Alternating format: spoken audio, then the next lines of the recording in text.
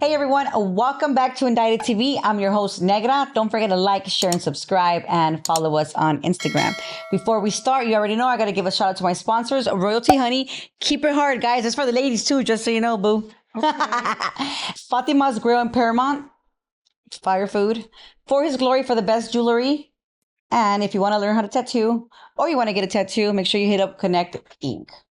And guys, if you are going bald and you want to give yourself not like a little hairline, make sure you hit up Finishing Touch SMP. On today's episode, we have Feisty. Hi. Hi. Welcome to Indicted TV. Thank you. Don't be nervous, bitch. Don't be nervous. Okay. It's going to be good. Yes, it is. Yes. So I'm sure the guys were like, okay, Feisty. Hi. Okay, so tell us, Feisty. Tell us where you grew up, where you're from. I don't mean the gang. Mm-hmm. How the inside of your house was growing up, your mom, dad, brothers and sisters, things like that. Okay. So I'm originally from South LA. So it was, I think, very different than most people. Why would you say that to say why? I grew up in the system, so okay, yeah. Okay. Yeah, so I grew up in the system, but I mean, it was as good as it could get, I guess. Yeah. When you say you grew up in the system, at what like did you get taken away from your parents as a very young age? Yeah, 3. You were 3. Mm-hmm. Okay, yeah, you were super small. You really probably didn't know like any different, you know, as far as like living with your mom or your dad. I'm sure you don't remember it. Yeah, no, I never lived with them. So you have brothers and sisters? Now I do. It's like a big difference, like a gap difference. I think the oldest is like 14 or no, I'm lying, like 16. Yeah. So I'm at older age, my late 20s. Okay. So yeah, it was a big difference. And then I didn't grow up with them either. Yeah. So I don't really. So you basically you grew up by yourself. Yes. With different families? Yes. Different families. Mm-hmm. I'm sure that was intense for you. I mean, I just went with the program. Okay, which is the only way. You probably realized that going with the program was the safest way. Yeah. Kind of, right? Yeah, I'm just being defiant. Yeah. At what age did you like see yourself already, like, you see yourself getting into trouble? Well, I started off early. I was like 12, 11 when I started like being, okay, I want to be outside. Yeah. So yeah, that's when I think trouble started coming. Well, I started looking for the trouble more than anything because I wanted to go out with my friends. And I was always told I couldn't because I had to stay home. And I'm like, well, why can't I go outside? Everybody else is. Yeah. But I know it was more from like my safety, but I didn't see it at the time because I wanted to, be young and live life. How many different, obviously, if you don't mind talking about it, how many different like foster homes did you go to that you could remember? To be exact, because I always mentioned it was 17.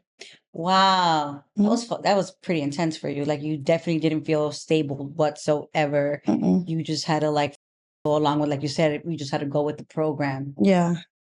So 17 and then 3 placements.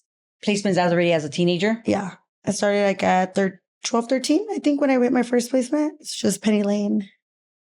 Okay, everybody talks about Penny Lane. I've had a few people that have been in Penny Lane, and obviously, I'm sure once you had to go to juvenile hall first.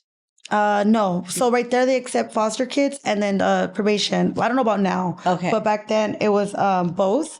So I remember I first went as a foster kid, but I ran away. Okay, and then when I was 13 is when I caught my first case, which was for, if you don't mind us, assault and battery. Okay, How did that go? How did that happen?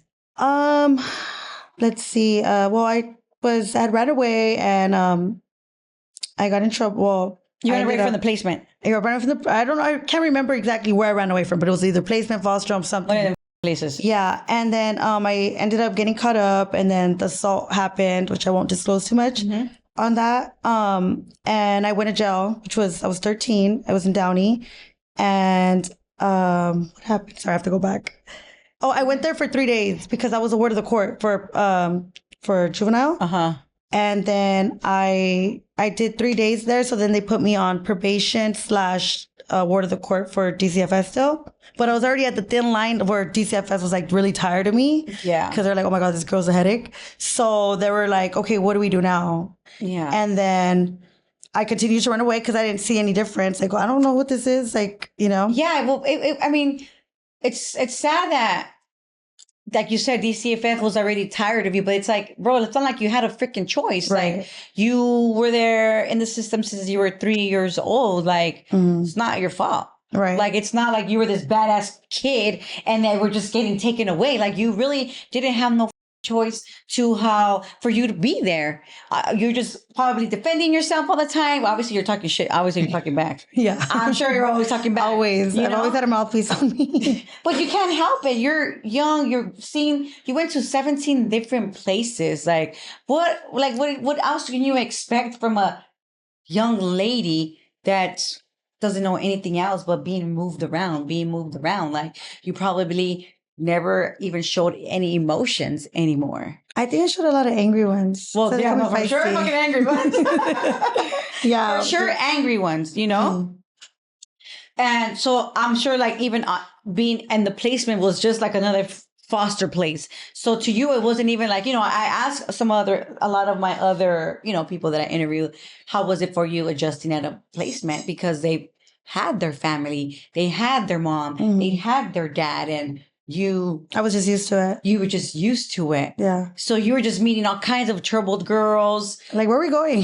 Exactly. You just wanted to live your best life because you technically never even felt life like the way life should have been. Yeah. Should have been, even though unfortunately, that was your path. I don't know, that was your path that you were living. You had no choice. I mean, now you have your own path. You're choosing to live how you want. I'm sure you're still a fucking little feisty one. Definitely. Only when I need to be. I try to bring it in sometimes because I know if I be a little too aggressive, not aggressive. I don't even think I'm aggressive. I think my approach sometimes is a little strong. So I try to bring it down. It works sometimes, how you carry yourself is how you're going to get treated. Yes, definitely. You know what I'm saying? Okay. So let's go back to your teenage years. Were you fighting? Definitely. I've been fighting since I was young. But you know what? I've only fought when I was messed with. Okay. You know what I mean? I never really, I really don't think I looked for the trouble when it came to fights. There was always girls picking on me. So I was I guess bullied a lot. So I was just defending myself. No, for sure. Especially because I'm sure, you know how staff is. Like when you're in these places, staff is always like, oh, even though you're not supposed to tell the other kids about everybody's little life, everybody's stories and stuff, but I'm sure they always do still. Like girls are just, girls are mean. Yeah. And they probably knew that you were been in the system forever, but they probably already knew that you really didn't. Yeah. But they were still going to be bullies. Yeah, they could be. Girls are very cruel. No, girls are super mean, bro. Like, I don't like girls. Like, girls, I don't like mean girls. Me neither. Mean girls are not nice. No. Let's be friends. Let's be nice. Like, there's no, like, if you don't like me. Uplifting, motivating, empowering. If you don't like me, bro, you got a problem because I'm super nice. Right. Definitely. I agree. How was staff with you? You know what? I think I was fortunate. I had a lot of good people on my side. Oh, always. Good. But I had that wall where I was very resistant to everybody. So I kind of at that time closed a lot of good doors and opportunities that I did have. You did it to yourself, basically. But I mean, what can people? At the time, I didn't see it, nor did I care, because I was always defiant, in my ego pride or whatever it was. But now that I'm able to look back, I know I closed a lot of good opportunities and doors during those years. And did you have any family? Yeah, I had my grandma. She was always after me, visiting me and everything. So family wise, it was just her. Okay. Mm-hmm. Well, at least we had a grandma, huh? Yeah, I did. She did what she could, give me comfort and visit. But other than that, it was still distant. Yeah. Oh man, that's intense, bro. I mean, some people live worse. No, yes, but I mean, it's still heartbreaking to hear. I'm sure a lot of my followers are never. I'm sure a lot of my followers never even experienced that. So yeah. That's something that I like to talk about because I think that we just run wild just because, but don't know exactly the lifestyle that we live and what made us become how we become. Wild ones, you know what I'm saying? Because that was the only way we were able to survive. Right. Definitely, I agree. So once you started going to juvenile hall, tell me about your first time in juvenile hall, that you were actually there for Girl, I thought I was in Disneyland. Oh, hell. I thought it was fun. Like I was, to me, I knew of jail and stuff, but because I was so young at at that time as well, it was rare when young girls came in. It was always like 14, 15, 16-year-olds. So I was like the baby there. When I first got there, which I was only there for 3 days, but everybody was like, "Oh my God, why are you here?" And they're very attentive. But to me, I thought it was a joke, unfortunately, at the time. Yeah. So, like I said, the 3 days I did the first time, it was just like in and out. Okay. Like it was like a blur. Like nothing. Yeah. So it was like, what is this? And I didn't think I would be going back very shortly. So you went back real shortly for a violation. For running away. Yeah, that was your thing. You were running away. I was a runaway, yeah. Okay. Definitely. You're just running away to go party because I wanted to go hang out with my friends. Yeah. I guess, like you said, try to be as normal as I could and live the teenage life. Yeah. Hanging out and being normal. So that was my thing. And I knew in those placements or homes, I couldn't do that because I was locked in. Well, yeah, of course. Mm-hmm. So when you went back, how long did you go back for? I think I can't remember exactly what. I know I went in and out. I think I can't remember. I can't say specifics because it's been a while. Yeah, for sure. But I do know, like, once I started that path, I think I did get I got locked up like 2 weeks later, I think. And that's when they had me on hold. Like, okay, we got to figure out what we're going to do with you. Yeah. Because mind you, I was still DCFS. So I guess they decided upon themselves that they were going to terminate my DCFS and keep me a ward of the court with probation. So my new parent became my judge, which, let's put her in placement. And again, I ran away. And then I think I caught another case. I was like 14, 15. I think for burglary or something. But it was really, I was with my friends and we had stole some stuff from a store. Yeah. And because the cop at that time, he worded my words wrong because I went in the tent. They charged me with burglary, which is crazy. Damn. You got to be careful what you say. Damn. He's like, when he was talking to me, he was like, so did you go in there because you guys wanted to steal or because you just stole it right then and there? And mind you, I'm 14. I'm not knowing what's going on. I'm like, no, we wanted to go steal. So then he got me for burglary. Tricked you. Really good. I learned real quick though. I was like, motherfucker. I got to watch my words now. Yes, definitely. And then, so I think I went back to Kirby, Dorothy Kirby Center, which is like a lockdown placement.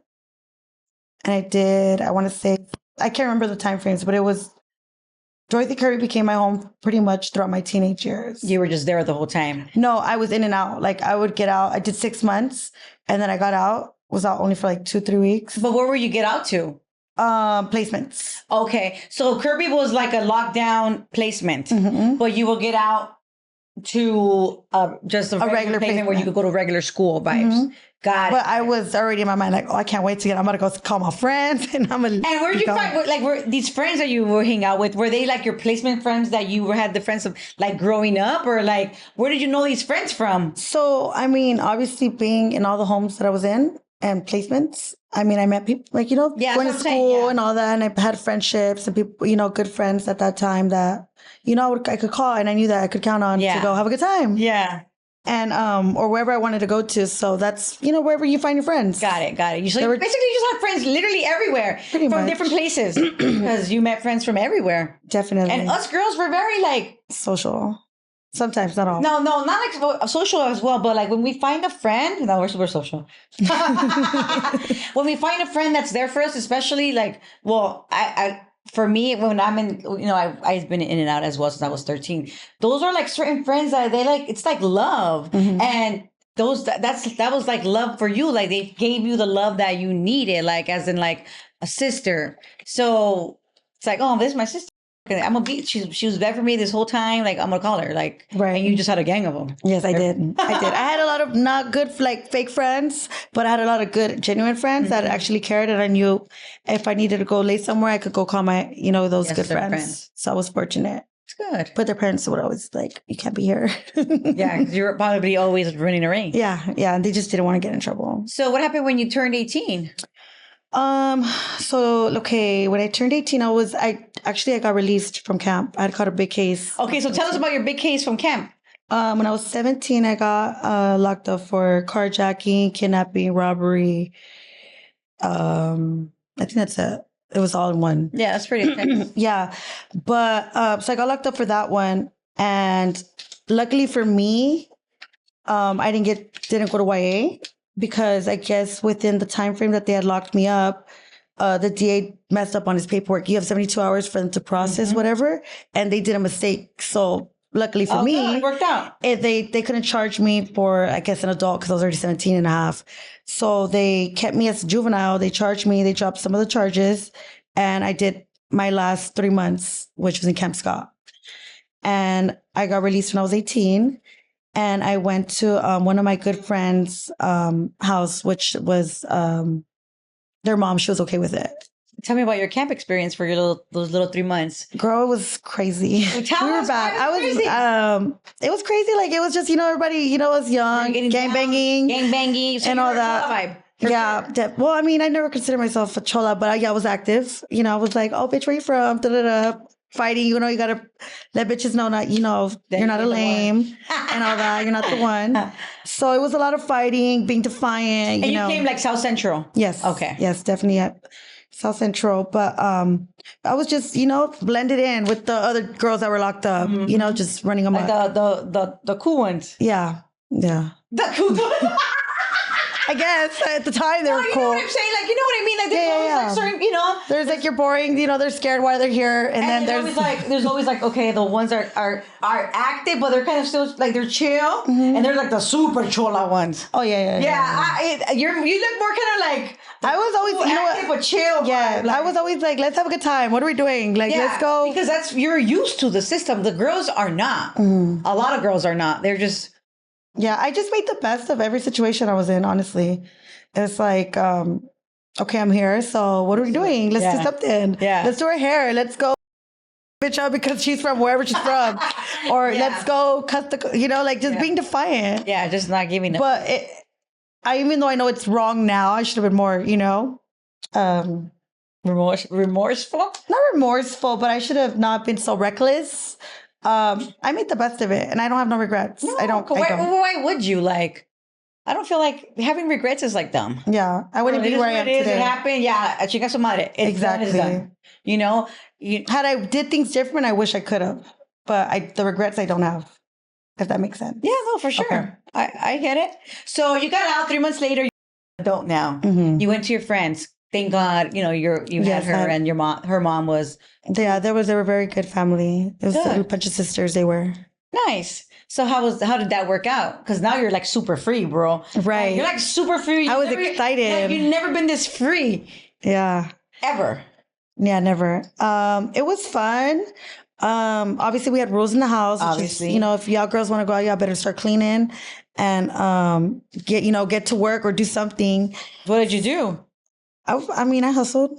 I've always been a hustler, always. I tried doing like the legit job, but I didn't like it. I mean, who the fuck likes to get it? Right. I wanted to be in the streets still. So, like I said, I didn't really experience all the things that normal kids do experience in high school. And I graduated from Juvenile Hall. Okay. So high school, I never experienced. I went to Homeboy Industries for school. Like, what is it? Their continuation. Here and there when I was on a runaway, actually, I did it. And I just wanted to run the streets. So what was your question again? Sorry. Don't worry, I'm the same way. I was like, wait. How was it when you were 18? Now you're super free. You went with your, now you were just like free. So you tried to get a normal job, but that shit didn't work out for you. I stopped going. Yeah, you stopped going. Yeah. Yeah, I was out partying. So you it was partying cool. with booze, all that extra shit. I had a little boyfriend at the time. And so I was always running off to him, which he wasn't a healthy relationship. He was another gang member too. And I started just being in the street. So, I mean, the opportunities that I had, because like as a juvenile, I was already always in the streets, but now I really wanted to do what I wanted to do. Yeah. So eventually I moved out. Well, tell me what doing what you want to do means. Like I wanted to hang out, party. Did you use drugs? Here and there. I tried a little bit of everything. Okay. But I was just trying to make money and just kick it, at the time. Exactly. I understand. At that time, yes, I did. So that was what I was doing. And you were just doing a good job at it. I was doing a great job. I'm sorry. No, but yeah, no, like, yeah. I really was like, that's where I wanted. That was home to me, kicking it with my homeboys at the time, and all that. So that's what I did, and with my boyfriend at the time. Yeah. So basically, you were just kind of living with him. No, I was just staying with my friends' family, but I was always in the streets. Got it. You would just come whenever when it was time to go home. Yeah, I get it. Go to sleep, shower, get up, go. Yeah, normal shit. Let's go. I get it. Trust me. So what happened? When did you go to prison again? This happened in 2000. My first prison term was 16. Yeah. 2016. Mm-hmm. So I was already, like 20, 21, I think. Okay. Yeah, I just had my son. So you have a son. I have a son. And I had just had my son, and I was still, well, mind you, when I got pregnant, it wasn't expected. Mm-hmm. So I'm not really knowing, like, okay, you got to slow your roll.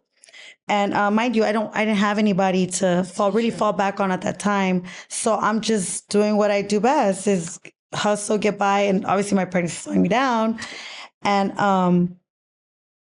yeah, I was still a little bit careless so much, but I was aware I was having a baby. But mind you, I really wasn't grasping it until I think my son came up. Like right before I had my son, I was like, oh shit, what do I do? Like I was staying with one of my ex's cousin's house. I'd rented in the back, but because I was about to have my baby, I couldn't stay there because it just wasn't set for the baby, for me and my baby. So at that time, I was like in distress because I really didn't have nowhere to go. So then I reached in contact with my aunt, and I told her my situation, and she opened that door, for me to move in. And I think she kind of realized, like, I didn't really know, well, I'm about to have a baby. Like, bitch, you got to get your shit together. Yeah. You needed that. Yeah, I did. That. I did. You didn't have like no guidance. Yeah. You were just kind of told, you were just being told what to do throughout your whole life. And you were just like, whatever. But nobody actually guiding you in these kind of situations. Right. Because I just went with the flow. Yeah. And then I had my son. My aunt was there with me. My baby dad's, he showed up, hours later. I want to talk about him.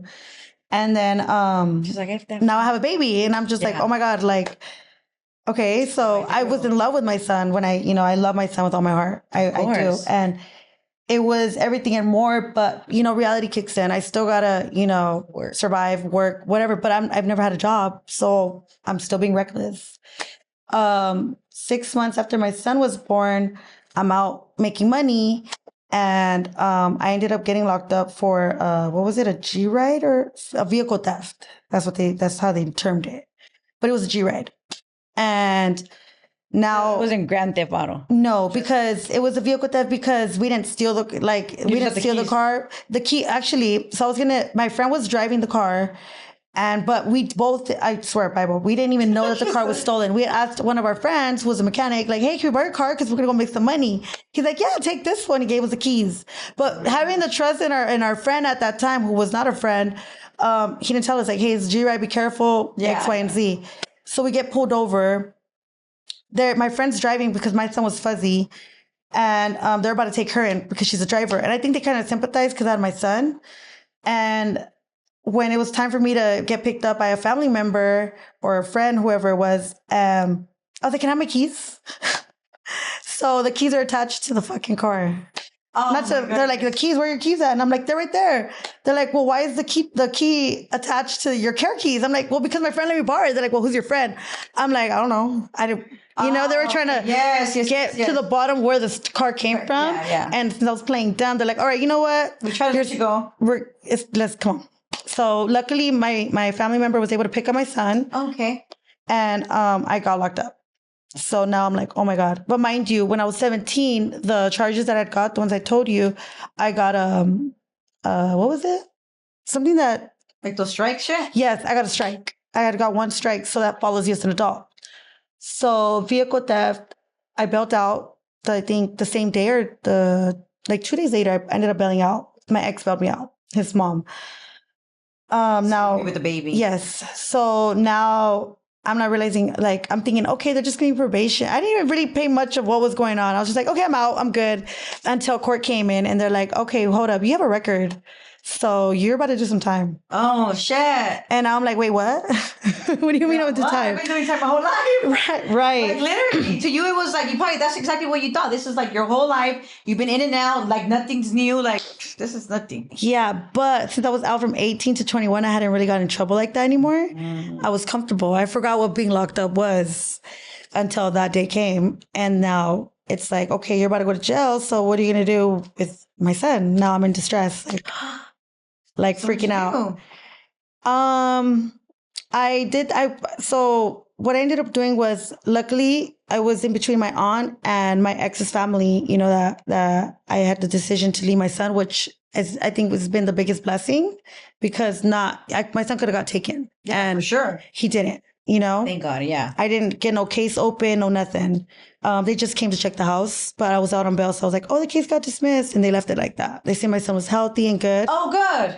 So at that time, now I'm thinking about my son. Now it's, you know, my son is 6 months. I have more logical. This is my son. I got to provide for him safety. Yeah. So I made the decision to leave with my ex's family. I did a notary and everything. And now it's the day of, I got to turn myself in. And before that day came. Your face. Here comes trouble. We being quiet. Well, one, I was already like going through the trauma of, I'm gonna have to separate from the only thing I have in this world, which is my baby. Now it's time for me to turn myself in. And the judge warned me. He's like, I was supposed to do 16 months with half prison. I had to do the turnaround because I have a strike. He's like, if you run, I'm telling you now, I'm gonna double your shit. And I was like, okay. Like nothing. I didn't even take it serious. I was like, whatever. So the day comes, to turn myself in. I drop off my son and I'm on my way to turn myself in. Somehow I did a detour, ended up at my homegirl's house. And now it's the end of the night and I still haven't turned myself in. And I knew I was going to be in so much trouble with like my family, you know, which is my ex's family. Yeah. And the law that I just turned off that phone. Now I'm like, oh my God, what did I just do? But I refuse to turn myself in because I'm like, I don't want to go to jail. I don't want to leave my son. Like, I'm freaking out. So I kind of... You left him already. Yeah, I left him with my family. But I'm like scared to face the consequence. So I went a few days incognito until I finally answered the phone. I told my family I got to turn myself in. They were worried. And that's what they told me. But mind you, it was just, who wants to go to jail? I don't. And I was pretty much out till the wheels fell off. You know, my aunt still kept my son. Well, my ex's aunt still kept my son. I would see him and stuff, but I knew that the time was coming. I had to separate, you know, and I think that was like the darkest time in my life where I fell off in a dark hole until I ended up getting pulled over for crossing the street at that. When it's your time, bitch. And they were like, hey, you're just jaywalking. I'm like, what? Jaywalking? Like, why are you pulling me over for that? Yeah. You know, and they're like, where are you going? I'm like, I'm going to this apartment, which was where I was living. And they're like, what's your name? And I'm like, why? And they're like, well, we just want to run your name. And I'm like, oh, I don't want to tell you. And they're like, why? And I'm like, because I don't want to. So give me your name. And I'm like, fuck. So I give them my name. You have a warrant. So that's when I went in. I went to court. The judge was pissed the fuck off. Like, oh, you thought I was playing with you? 3 years we have. Let's go. So then that's when I started my first term, which is Chowchilla. How was your because this year 18, so you went to the county first. Yes. Tell me about you walking into the county. It's actually your first time. You know, you've been around for a long time in the system, but not the county. Right. How was that experience for you? Especially dealing with the sheriffs. They're bitches, bro. Yeah, no. So I got thrown into the trustee pod. So it was like a circus in there. When you first walk in, you're like, what in the going on? There's so much shit going on in there. Especially with girls. Yes, you know, honestly, to me, it just reminded me of being in camp, juvenile hall, just with grown-ass women, which, of course, is a little crazier, you know. But I just adapted, you know. Luckily for me, like I said, the blessing was that I had my son saved. But, you know, I was now going through the heartbreak and the fact that I'm not going to see my son for a while. Yeah. So, but as I'm there, I'm just, you know, on the phone, you know, being in touch with the people that, you know, they've been rocking with me since day one. And I'm just, you know, doing my time. And I was in Linwood. I knew already some of the girls from the streets, you know, that you run into, or from Juvenile Hall. Uh-huh. You know, we're all like, the shit's a pass. All right, let's just figure what we gonna eat. Yeah. You know, I commissary. for sure. So that's just, I was only there for like 30 days in Linwood because I got shipped off. Right away. Mm-hmm. So you get to Chowchilla. No, Chowchilla was something else. Let me tell you. Tell me about Chowchilla. I've never been to Chowchilla. I've only been to the Fed. So okay, yeah, I've been to the Feds too. Chowchilla is something else. And they don't like pretty girls. I'll tell you that. They didn't like me. So that was rough then. Yeah, you know what? A lot of the old timers told me like, baby, you got it rough for your first time. Like, what the fuck? And I'm like, I don't know. But I was, you know, a little baby kid. Wait, let me ask you this. This is what makes things rough sometimes for women. Were you gay for the state? Not at that time, no. Okay. Not at the time. Usually that's not at the time. Yeah, no. Usually that's kind of what makes things rough because, you know, the studs always be like on the girls and the studs always have like the girlfriend. So it's like, that's what makes the time for the girls chaotic sometimes. Yeah. I was always like curious, but because I knew of that from Juvenile Hall, that's why I never crossed those boundaries. Got it. Oh, let me go get a girlfriend. I did like girls, you know, hee hee ha ha, but I didn't cross that line yet. Okay. So, but tell us why it was rough for you. Well, I think for me, it was rough because a lot of girls, they're used to, you know, I don't know. To this day, I really don't know why. I feel like maybe it was my attitude and my approach because I'm so like, oh my God, who cares? And I have a mouthpiece on me, but you know, I'll back my shit up when needed to be. And a lot of the girls, they want to have the last word, and you're not going to have the last word with me. That's, you know, my thing. So that was like why it was rough for me because a lot of the girls, you know, you know how women are. Nobody, you can't outdo the next woman. And well, that was where my fights came in. Ah. Yeah. I'm like, But like I said, it wasn't like, oh, I'm trying to be Miss Big Badass. I'm happy minding my business. You're mad, so you're happy. Yeah, I'm happy. She's mad. She's having a bad day, and she sees me happy. So now she don't like me, I guess. And did you have visits from your son? No, not at the time. Chowchilla's far, so no, I didn't. But I was in contact. After I went over the wall, I was able to use the phone and be in touch. I got pictures all the time. So I still felt connected because so you did have somebody there for you. My ex's family, they were very supportive, and my aunt that I was living with prior was very supportive as well. Nice. But yeah, did you work out? No, I did. Actually, I'm lying. CIW, I got transferred. Okay, I got into RC for a fire camp. Okay, that was the fucking workout of my life.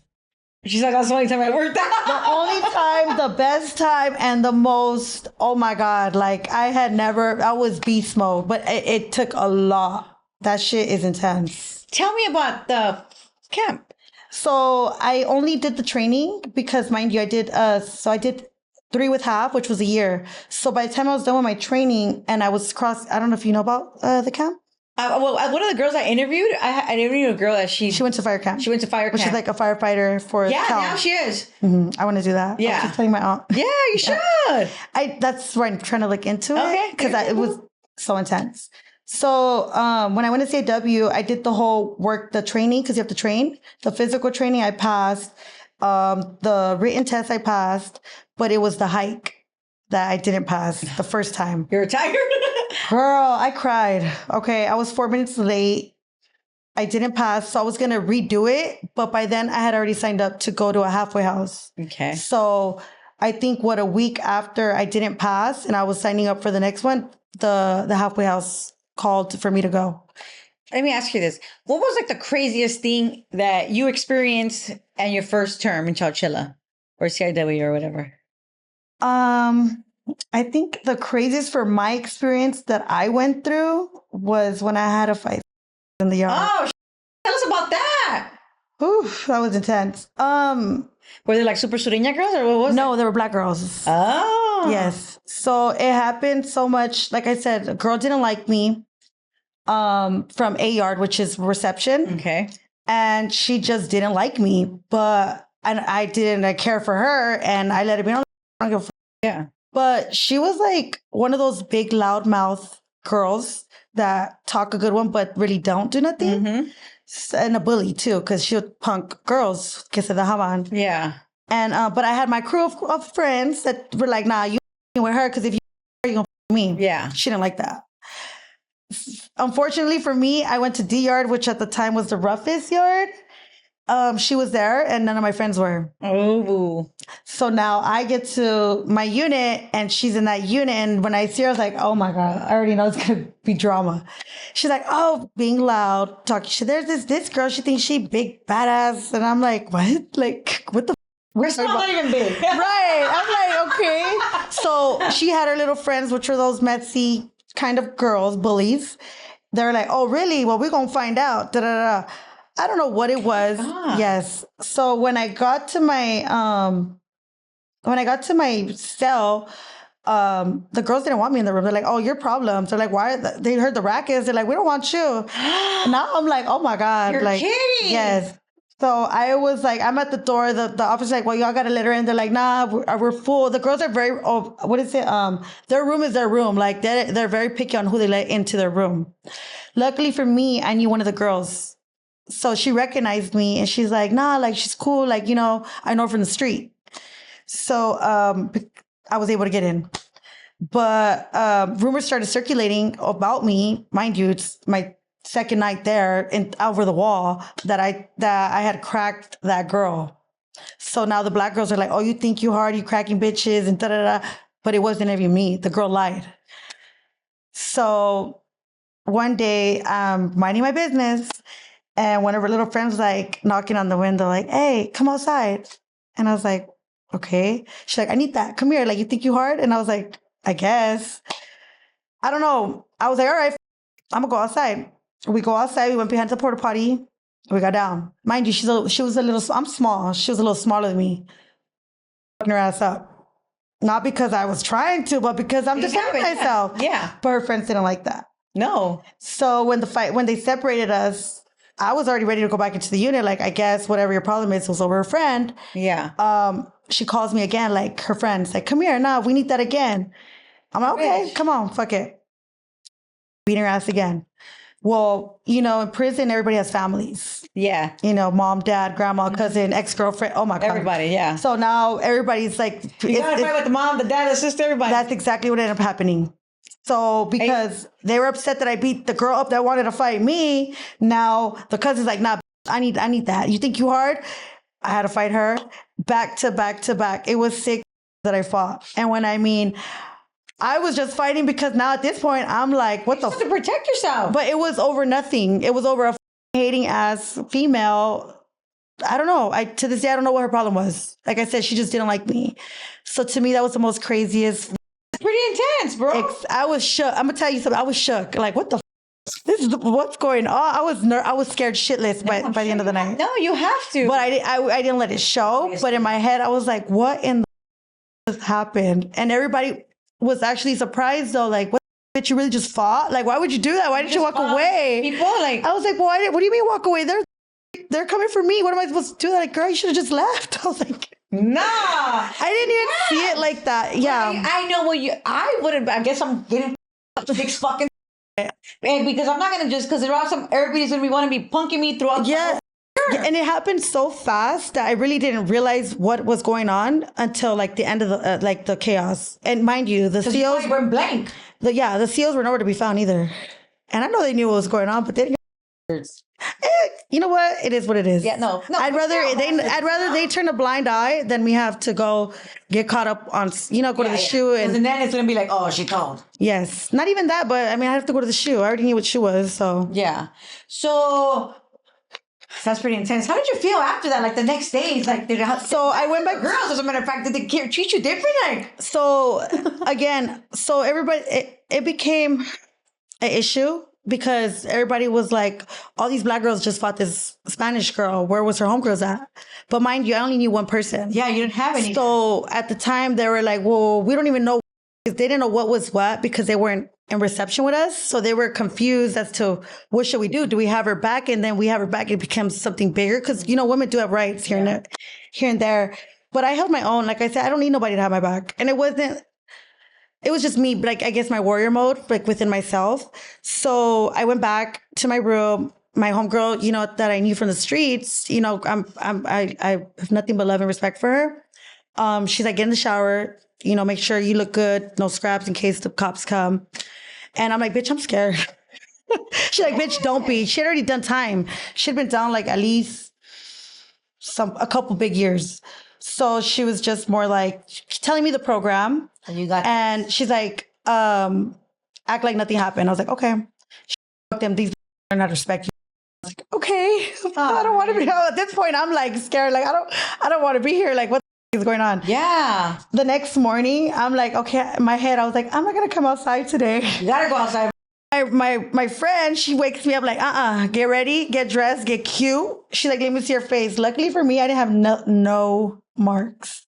And it's the thing with girls, like, we have to get pretty. Yeah. Like, we have to get cute, like, just to go outside. Like, where the fuck are we going? Yeah, but mind you, in my head, I wasn't trying to go outside. Yeah. But my friend was like, no, bitch, you're going to show them bitches you don't. Yes. And I'm like, okay. So she gives me some clothes, the fly shit to put on. And we go to breakfast. And sure enough, I remember when I walked into the chow, they're like, oh, bitch, you got heart. You ballsy. But I didn't do it because I was trying to have heart. Lock it up. Like, no, actually, I thought I was going to sleep in. So I was like, so then when they said that, they're like, all right. And it was like nothing ever happened. Just from one day to the next. Well, because you realize that you me. Yeah. So you know what? But like I said, the schooling, my homegirl gave it to me because had I not known, I probably would have stayed my ass in that room. Only because, not because I was scared, but because I was scared, but I wasn't scared. No, you get me? Of course. It was a lot. We get you. A lot. And I'm being genuine. And that's the only about it. it. Like, and that's because that's reality. Like, fuck. Women crazy. Yes. I don't know if I could curse. Sorry. No, I've been cussing this whole time. Yeah. So that was for me. That was my crazy. That is pretty. But it put me on the ropes pretty good. Afterwards, I was like, "Okay, bitch, I'm done talking. We're gonna fight or what?" Because at this point, I'm not trying to. I don't want to talk. Exactly. Yeah, but it was an experience. I met good people in there. I still have a lot of good friends that I've met in prison yet. Yeah, that I communicate with all the time. You know what I'm saying? Right. So you did your year and a half. You said, huh? Mm-hmm. You got out. How old were you when you got out? Either 21 or 22 still. Because I only did a year and a half. So I was probably 22. Super young still. Your baby was small. He was still, 1.5. God. No, 2. He was 32. Still small. Thank God. Thank God, right? That because it's different. I feel like when they're super small because it's not like they don't know the feeling of the miss because he was too small. Maybe I think he did because obviously my son was from the 7 months that my son was from born to 7 months. 7 or 8 months, he was with me, like attached to my hip, like no tomorrow. Yeah. So I did think that he babies do feel, and I say that because I seen it with my son. Like, I remember when I would call before I would turn myself in, or my family, like he's always crying. That my son would never cry. Yeah, so I think he sensed my presence was gone. It's because when I got out to the halfway house and I saw him again, it's like he just recognized me. Aww. Somehow that connection. How was the halfway house for you? I was only there for 3 months. Okay. Was it the longest 3 months ever? No, because it was the 3 months, they kind of let me do what I had to do to get on my feet. So I got a job instantly at Burlington. And so I worked and then I would sneak off to go see my son. And I was, but I was level-headed. Like I wasn't on the bullshit. I was like, okay, I'm going to do the right thing. Nice.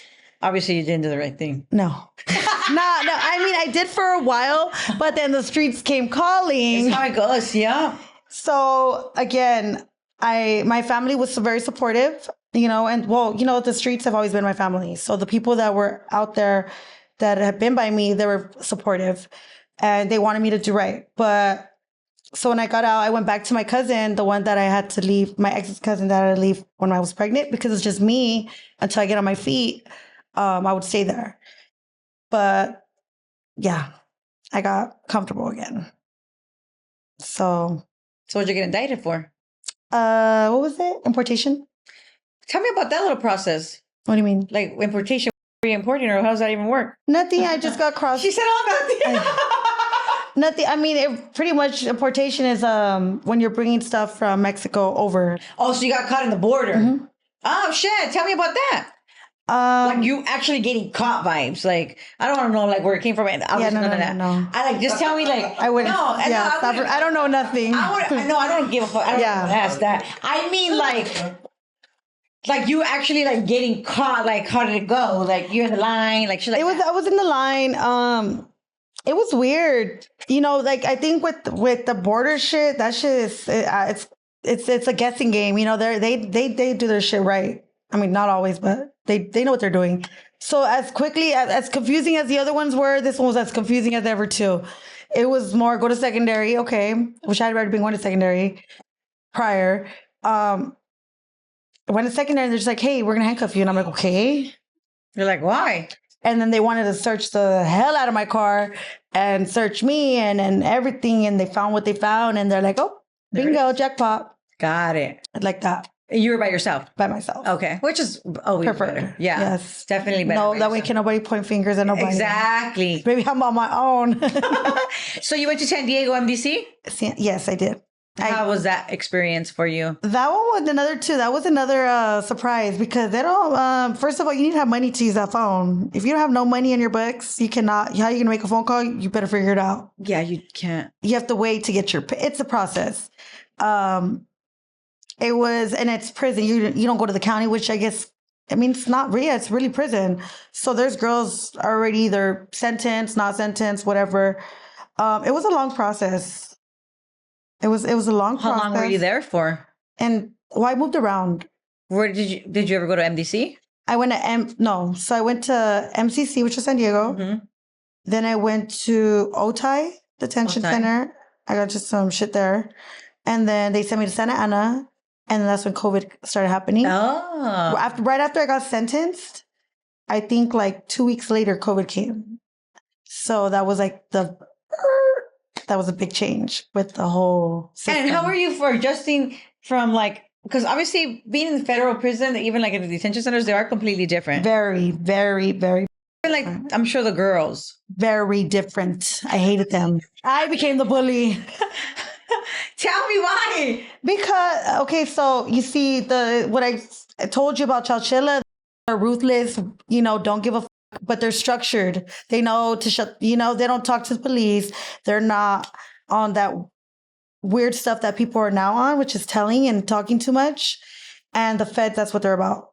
So to me, I was like, wait, what? Like the conversations they have is scary. Like, why are you talking like that? Like, what? It's weird. I didn't like it. I hated it. So I was very like, well, what kind of conversations? Tell me, so we could understand.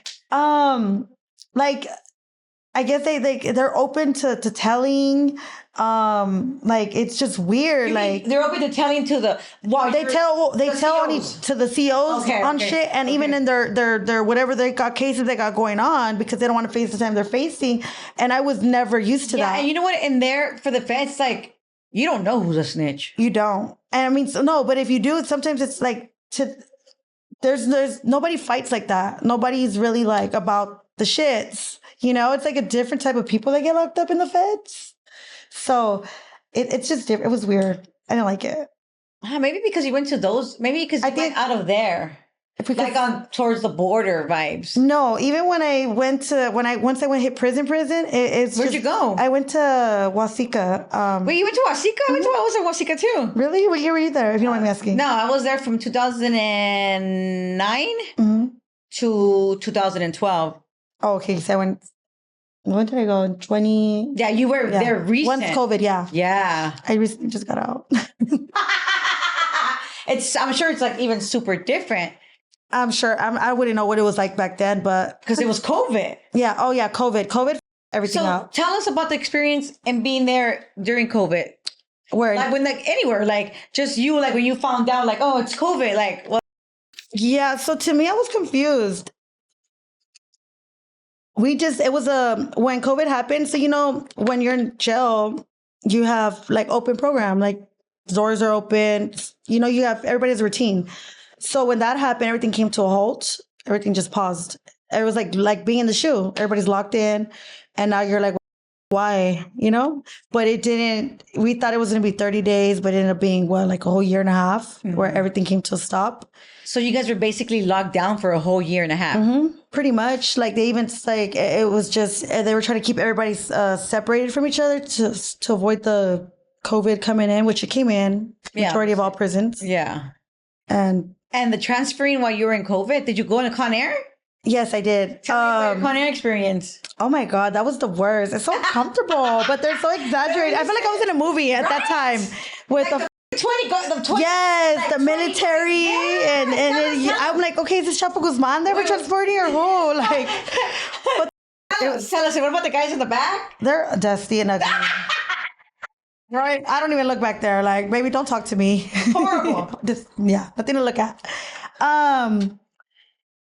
It was just like I said, when I got to, so we went to Victorville. I hate being transported anywhere when you're in jail because you're cuffed. Yes. It's so uncomfortable. You can't even scratch your cheeks or anything. Hey, yeah, you're like, fuck. I was your hand, Yeah. Oh, I think I was too. Oh my God, TMI. Guys, I already said a whole great experience. We're women. So it was when we got there. It was like the big guards with the gun. It's like shit you see in the movies, exaggerated. And we had to wait in line. I think they put on our suit or something, like a jumpsuit. Like a little white one or something? I forgot what it was, but it's a jumpsuit. No, I'm lying. They put one on me because my pants were too tight. And the officers are like, oh, those are too tight. Supposed to transfer and bucket. Yeah. So they made me put those on. That's where that memory came across. And so we go up and the airplane, mind you, that was my first time ever being in an airplane. So it was just a very uncomfortable ride. Went to Oklahoma. Oklahoma, they were shut down. You went to Grady County? I went to fucking Shady Grady. Oh my goodness, you're like the first person that I know that's actually been. Oh my God. That was like, tell us about that. That shit is the most disgusting. I have no words. Bro, like the bathroom, you're like right here. Right there. And there is the camera right there? They have the camera facing somewhere, yeah. Bro, that was like it's in, what is it, Chickasha? Or I don't know how to pronounce it, Oklahoma, but it is in Bucktown country. It's Grady County. It is this disgusting. It's just everything about it was just horrifying. I was like, oh my God. No, definitely the worst thing, guys. I always tell my peoples, right? Like, bro, Grady County is like horrible. If y'all thought Linwood or anything, that nothing compared to what Shady Grady Did the girls still have like the stripes? No, the ones from that were county-wise, yes. That's like so crazy. Yeah, it looks like the orange is the new black type of vibe. That's what I've seen. And then there are white girls, which I love, all races. Yes. But I'm used to LA vibes because that's all I know. Yeah. So meeting people from different... Super country with like no teeth vibes, huh? Like... Really shit. Facts. Scary. Mind you, I think just meeting people from like different states, because that's what it is in the feds. You meet people from everywhere. It was a hell of an experience, though. Yeah. Because now I can say I have friends from New York and Georgia, and it's true. My network. Friends don't live here. All my friends live like other states. So what happens when you get to Huasica? What did you get sentenced to, anyways? Because of my record. They do this whole calculation whenever I got 5 years. Guidelines. Yeah. I got 5 years minimum, which obviously I was only going to do, I forgot how much time, but I did 3.5. That's for the feds. You did the drug program? Yes, I did RDAP. I did RDAP too. You did? But I did the whole 60 months. Oh, you did? Yeah. Okay, I know they took off 9 months off of my sentencing for it. Oh, that was good for you. Yeah, it was. They didn't have that for you back then? Yeah, but I couldn't. You got in trouble? Yeah. You're being a bad girl? In the beginning, anyways. Yeah. It happens. But you know what? Sometimes it just happens. I just did my time, you know? Right. And right there, it's just, even though you don't think you should get in trouble, the rules are the rules. And well, I never got in trouble in Huasica. I got in trouble at MDC. Oh, okay. You're talking on the toilet? I was talking on the toilet too, but I never got in trouble talking on the toilet. Yeah, no. Yeah, I would see that. Because I went to MDC. I'll tell you that later. Yeah, you found the boyfriend in there too? Right? No. I'd never honestly, to me it was like pointless of entertaining men. First of all, I could not see myself putting I'm grateful I never put my face in the toilet. I couldn't do it. I was like, there's shit down there. It stinks. I would see when girls would open up. I said, I'm not talking on the vent. I want to talk to you. Fisher. I didn't talk in the toilet. Yeah, I would watch, but I was not gonna do it because I had to fish. Like the guys didn't leave me a choice because I got RICO indicted, so I had like 75 co-defendants. So like half of all the floors were like my homies. Yeah. No, trust me. I know. I get where you're coming from because a lot of good friends were doing that. Yeah. So I understood what it was, but I wasn't interested. Was that your second time going That's for MDC. Yeah, this is my recent. Yeah. Okay, so no, we're still in Shady Grady. Yeah, we're just barely getting to Wasika. We just jumped from because of the whole. I asked you the toilet. So you're getting to Wasika. Smells, huh? But like shit. Disgusting. It's horrible. And what year were you there? Let me see. I got there 19 I got locked up. 2021. Yeah, that was like super recent. Yeah. So that's when I went because, so what's prolonged me getting there was COVID. Okay. So I stayed at Shady Grady for guess how long? 6 months. You're kidding me. No one was in or out. It was just like all the other prisons and jails. And just like a big ass dorm, bro. Yeah. And we were all stuck. Oh. None of us are moving because, COVID, whatever was going on in the outside world, which we would see through the TV, was happening. So, and then the Black Lives Matter happened and chaos was going on. So everything came to a halt in all prisons. So we're stuck. 6 months at Shady Grady. 6 months. That is terrible. I was like, God punished me for real. I think that's where I became very like, okay, God, I don't want to come back to jail. It was disgusting. That did it for you. Yeah, somewhat. A little bit. Yeah, a little bit. I think once I got to Wasika is where I started becoming more mature. It does that. It did that to me. It helped me. Honestly, tell us more. So you're there for 6 months. You're like, that is terrible. If you wanted to get a shaver, you had to wake up like at 4 a.m. Yes. Shit was like some shit never changes. Yeah, you're right. And then you had to turn it in at 6. Some shit never changes. Yes. Oh, and then remember the showers? Everybody showers naked together. Yeah. Like they have 3 showers. It's kind of like Juvenile Hall. Yeah. It reminded me of. And either you shower alone and you make bitches wait, or you can shower with your homegirls and just hurry up. Yeah. So I always did with the homegirls. So I was like, I don't. Yeah, you guys made your homegirls. Yeah. So I got to Wasika. I knew actually I had a friend who I knew from Juvenile Hall, which was crazy, right? Who would think that you'd meet her again in was it, Minnesota? Yeah. So I just made my friends there. And yeah. What unit were you in? I was in C unit. So I went straight to the dorm. Okay. Mm-hmm. First I was in A. Okay, so because of the situation with COVID, they would isolate us for 14 days, the group of the busload. And then after the 14 days, to make sure you didn't have COVID, they would send you to your unit. So I grew already a friendship within the 14 days. Yeah, because that happens. With the girls off the bus. So the ones that we left with to our unit, I was already had friends. So it was cool. I went to A unit as well. When I first got there too, which is like camp now. They call it. Really? That's considered they consider that unit camp status. Oh shit! Mm-hmm. But it's still level 3. Yeah. When I got there, I was probably like we were just opening it up, kind of vibes. What, the prison? The Wasika, yeah. Really? I thought it'd been around a long time. No, there was guys there before. Oh yeah, I've heard about the guys being there. Yeah, well, prior to that, it was like a university or some shit. Yes, that's why it's a pretty campus. Yeah, it's not bad. Like, did you guys have the gym and like like the pool tables? You guys have the pool table still? Inside the gym where it was, yeah, the rec area or whatever. Mm-hmm. They have the big old baseball field. It's really pretty. Like, I won't lie. Yeah, no. I was like, oh, it's nice. No, the beds are so comfortable for prison being. You have the thick ones. Like in the A unit not in the A unit. Yeah, in the A when you're upstairs not when you're in the dorm. The basement. Yeah, there you go. Then basement. There's the top. Yeah. Thing, and then the second floor. Yeah, and they have like the 4 bedroom, like 4 beds, like so they're pretty big, and everybody has like their spacious little locker. So it's not like a normal freaking prison. It's comfort, I guess. Honestly, I'll say that about the feds. It's really comfortable.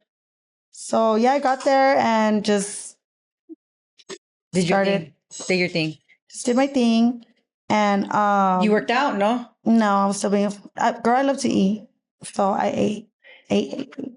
I love to eat. And how was so how long were you there for? I think I was in Wasika for like a year and a half, I want to say, because I did my 9 months RDAP, and then the wait for it was when you like first got there. Mm-hmm. And tell me about the RDAP. How did you like that? I enjoyed it. So at first, when I first got there, when RDAP, my whole thing was, okay, I'm gonna do what I got to do so I can get out, because I want to go home and I want to be with my son, XYZ. So I thought I was going to just pull up in there and do what I had to do and whatever. But no, they made me work for it. And that became a big sister and all that shit? No, I was still feisty. Okay. But I think that, you know what, the what are they called? Counselors? The counselors there for the RDAP. They accepted me for who I was, like very like, oh my God, da, da, da. So they kind of already, they were strict on me, but they weren't. But they knew, yeah. But because a lot of the girls, in RDAP, you pull people up. Yeah, they're like, that's like a super snitch thing. And let me tell you, they knew. You pull me up, bitch. I'm gonna dog you with my looks and eyes the whole time. And I made a lot of the girls uncomfortable because I hate that whole snitching. Yeah.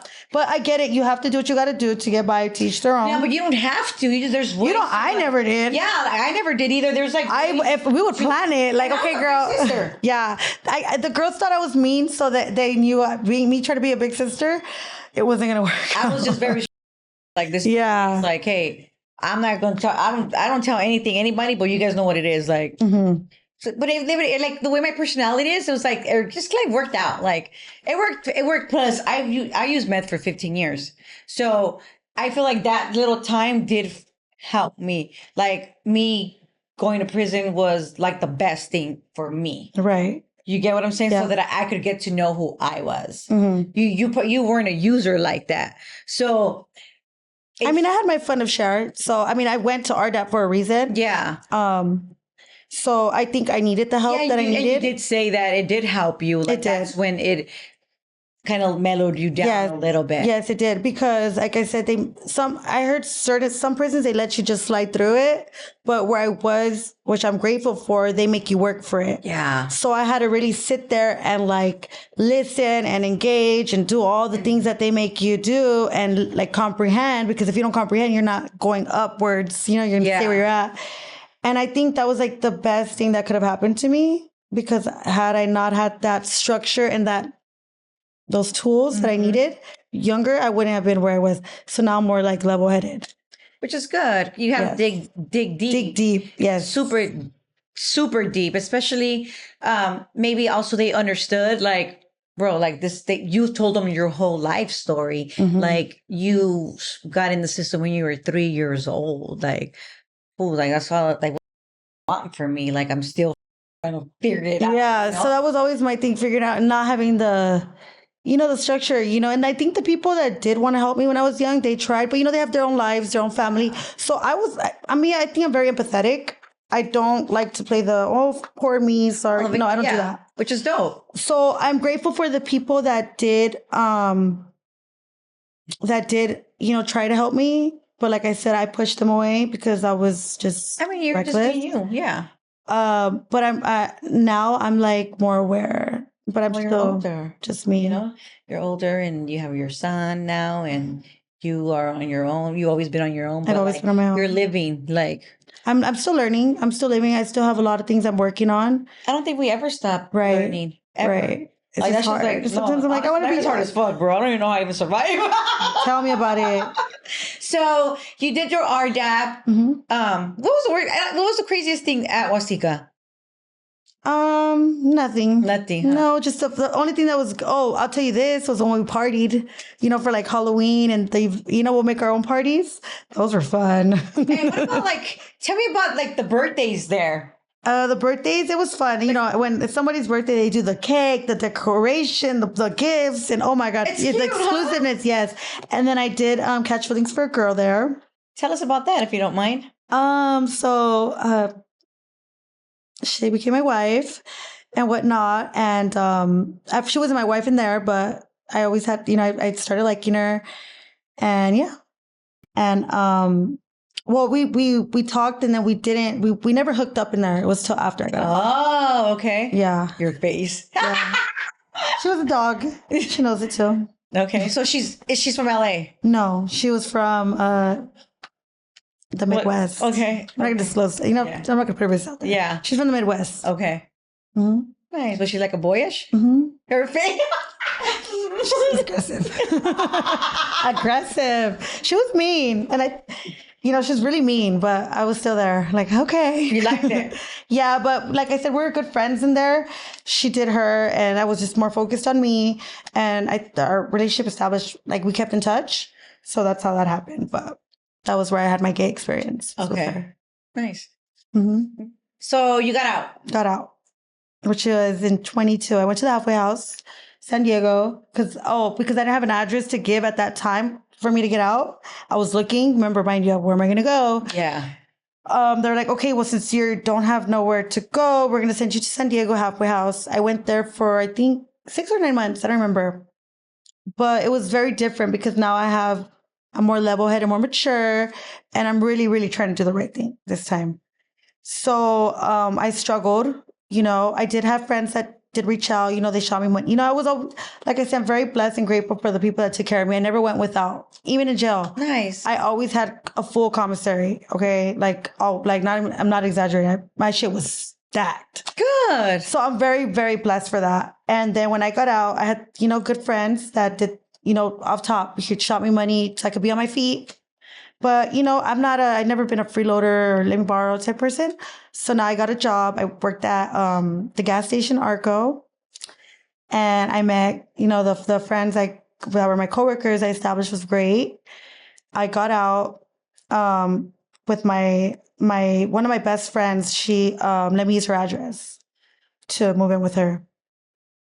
And she opened her doors, I started working with my ex's family at the Birria Villalobos. I don't know if you ever heard of it. I think I have. Yeah, that's my ex-mother-in-law's, her So thing. your son's families has always been there for you. Always. That's like amazing. They're like, That's your family. Yes, I just call them my family because it's so hard to explain the whole. No, it's your family, bro. They've been there for you. And me and my ex were good friends. We don't, it's been years that we've had any type of, situation.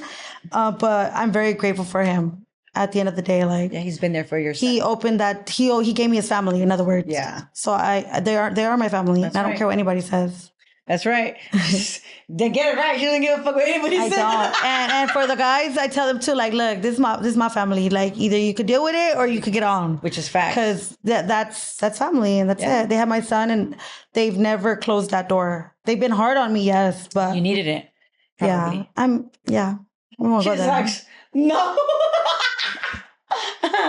Yeah. So you're back down here now. Back down here in LA, which is already 22. I was 23. Like it was you know what? I got out the halfway house on my birthday in 22. Oh, okay. Yes, I did indeed. I went big. I went to the strip club where one of my friends at the time, we balled out, got drunk. A bunch of my girls came. We were living it up like it was no tomorrow. My friends spent like 20 bands tonight. We were so drunk, but it was my first day out. So I'm embraced. I don't need to get money, but I'm gonna get money legit. Yeah. Mm-hmm. So what happened? So then I started working with my ex-mother-in-law at the Birria. I was grateful she gave me the foundation of a job. No questions asked, off top, put me to work. But the pay wasn't what I'm used to. Yeah. It was summertime too. So now I have friends that dance. And I was like, girl, I need to work. They're like, come and dance, girl. Like, you got the body, you got the legs, you got the attitude. Come do it. And that's something I've always wanted to do. You're on my bucket list. Yeah, it was. Like, I've always been a girl's girl, no matter the lifestyle I lived. And I one day went and I got hired. And yeah. And I never looked back. And I mean, you get paid. Yeah. And then I did have a violation recently. Last year I got caught with a gun. So I bailed out, went to the feds picked it up a year later, which was recently in March. Okay. They picked it up. They violated me. I did 45 days at MDC. Which I didn't like. And they did me the favor and I got off federal probation. Oh, good. Mm-hmm. So yeah, in order for the 45 days and then you'll be out. You do the time and then you get out. It was either that or 2 house arrests. And I was like, I'm not doing house arrest. 45. I'm going in. That's what I said. Yeah. I said if you give me that house arrest, I'm cutting it off. Yeah. They're like, really? I was like, yes. So, but I'm grateful. I really didn't give them problems being on federal probation. So that's why they terminated me early. Oh, good. Mm-hmm. So now I'm just, I don't know if I should say, but state. And just. Oh, you're good. Yeah. And that's it. And you're here. And I'm here now. Living your best life. Good. Well, I'm happy that you're out. You're doing your best. You're going to continue to do your best. Yes. We're going to stay focused. That's all we could do. Stay focused. Accomplishments. Because nothing matters, bro. Like nothing matters but you, your son, and staying focused. Like if it's a sidetrack, if it's something that you already know and you're good that you shouldn't, bitch, don't do it. Yeah. I mean, the temptation's always there, but that shit doesn't ever go away. Yeah, it doesn't. But shit gets old. Yeah, especially like in the environment that you're in. Mm-hmm. Like it's kind of chaotic, I'm sure. Yeah, but I like it because I like it. I like chaos. But it keeps me level-headed, and I meet a lot of people there. But I like my job. I mean, I have other things I want to do, so it's not something I'm gonna do forever because I'm gonna get older. Yeah, I like my job, and I really don't care what people say about it either. And I mean, once I'm, more balanced, I do want to accomplish my other things. Well, you could. You could do whatever you want to do. Yeah, God is good. God is good. Mm-hmm. God is good. So how do you say you like your job? What is it that you like about being a dancer? I mean, I love the money. When it's good, it's great. I like the vibe, the energy. So I worked at Satins. I got fired. And then I was with an ex-boyfriend of mine, and he told me I always wanted to do Sam's, where Sam's, yeah. I work at Sam's Health Pro. So I was always wanting to go, but I was always like intimidated. Oh, mind you, I did do a BBL, did my body before I went to Sam's. And one day I need to work because I got fired. And my ex was like, well, go to Sam's. My ex was very supportive of my job. So I did like that. And I was like, no, I'm scared. I'm like, those girls are so pretty. Like, they're not going to hire me. And then he was just like, go, like, you need to do something. I'm like, you're right. So one day I took myself there and I got hired. Good. I got hired and I've never looked back since, working at Sam's. So how long have you been at Sam's? Since 22, the end of 22, okay. I think. Yeah. December. I got hired in December of 22. So you've been there for almost 2 years? Almost, yeah. Yeah. And I like it. I love it. There's good days, bad days. Like every job? But the girl, it's more structured at that club. There's beautiful women there. I'm a girl's girl. I don't knock beautiful women. And I like it. How do you deal with the pervs, bro? Girl, they don't try it with me. Sorry, excuse me, you're doing too much. But but in clubs, we have security. So guys are pretty much, a lot of the guys that do go, they're like not regulars, but they know what to expect. And they don't really cross boundaries. A few that do, we do have security to remove them. And then you got to be firm, I'm firm. Do you have your regulars?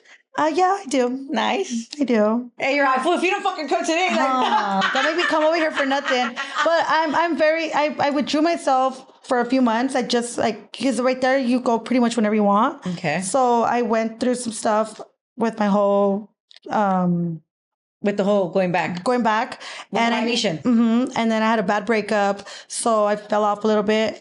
But coming back now, you feel good? I feel good. I feel alive. And I do the night shift now. Nights are better. Nights are better. But it's just the economy's fucked up. But I mean, it's how it is. Men act like they're the prize. So they be acting stingy with their money. And I hate that. I mean, I get it. I got bills to pay for. I ain't giving no girl my money. Well, then don't come to the club. I hate the ones that just stand there and drink and just what are we, a circus? If you don't get them fucking ones out and, spend it. I get it. I genuinely get it because it's like, bro, you're going to a strip club for a fucking reason. You're going to a strip club to go see the girls. If you don't got no money, don't come. Yeah. I'm going to a strip club because I want to eat some chicken wings and I like the You better throw some money too. That's go to Wingstop. Or nah, I'm talking shit. No, I like strip clubs. I love it. I lived in Miami. And you did? Miami is nothing but strip clubs. Yeah. Strip club is the thing to do. It is. You just go chill. Vibe, Yeah. Throw some money. I haven't got It's to in a while. It's more open, I think, and accepted now, strip clubs. Back then it was like, oh my God, you're a stripper? Ew. But ever since Cardi B and, all these famous people came out, all of a sudden all the girls want to be strippers and, oh my God, it's a thing to do. But back then, bitch, it wasn't. You were saying, oh, you're a prostitute if you're a stripper. That used to be the rumor of me, right? Because I was always like, I'm making money and da-da-da. People would say all types of rumors about me, which I never cared. But it's more accepting now. Yeah. So it's cool for me. Well, I do feel that strippers do have a certain energy about them. Like, especially nowadays, like, because it's so acceptable. Like, it's like, bitch, don't come over here with your fucking stripper ass fucking attitude. Like, bitch, keep that shit at work. Yes. Like, I'm too good for motherfuckers. Like, bitch. Right. Like, I'm not you. Or I'm just saying in general, like, be yourself. Don't authentic. Don't, like, you know what? This is like the Players Club. Don't let money make you or whatever. Right. You know, like, go be yourself, be humble. Yes, you're getting money, but it doesn't mean that you're better. Like, Exactly. Because women, a lot of strippers do carry themselves. And They do minimize, like, the girls that have I see it all the regular time. jobs. Like, bitch, no, get your ass out of here. You know what I'm saying? If you weren't here, you ain't gonna be making shit. Exactly. Because you can't get a job like this girl. Exactly. You know? Or they don't want to get a job like that. You know, like, because, well, you know, it's just, I just feel like it's to eat. Everybody has their own cup of tea of what they want to do for work wise. You know, either you're hustling, you're stripping, you're living, you're doing your 9 to 5. And my respects to those people that do 9 to 5, because baby, I can't see myself. can't do that shit. I can't do that shit anymore either. The pay is just not it. It's like it's a never thing. I like to work there because I'm used to having a good amount of money that I do have. I've always made, and it's just expensive. But I never forget where I come from because I came from nothing. So I think I'm pretty like humble. Her face. But I don't like those snobby girls. It's like that are, you're so beautiful outside, but yeah, you think you're like in your head. Yeah, and I guess that's exactly what I mean. You know, my respect to everybody, whatever they decide, whatever they want to do. You know what I'm saying? Like, what the fuck am I to judge? You know what I'm saying? But bro, I'm your fucking self. Like, it's not that serious. You know what I'm saying? You're just shaking your ass, girl. Easy money. That's $100 of shaking my ass for sure. No, I get it, but you know, yeah, I do. Yes, definitely. I see those girls. I don't hang. I'm like, I keep to myself because it's like being in high school. You know, like what I can only imagine. Everybody's snobby when they're drunk, and like you said, they think they're better than everybody.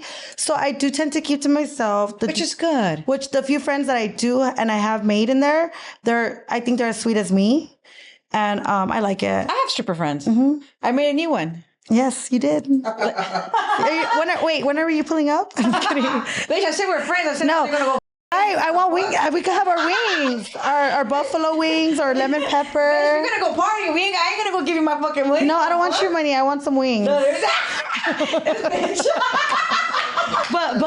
but you know, I might seduce you into pulling some out. So I'm just kidding. I'm just kidding. So for our if we go to Sam's, the DJ's like, oh, we got motherfucking Icon in the house. Like, yeah, this guy just thinks he's cool everywhere he goes. Okay. Yeah, he's cool. No, you're cool. No, he is cool.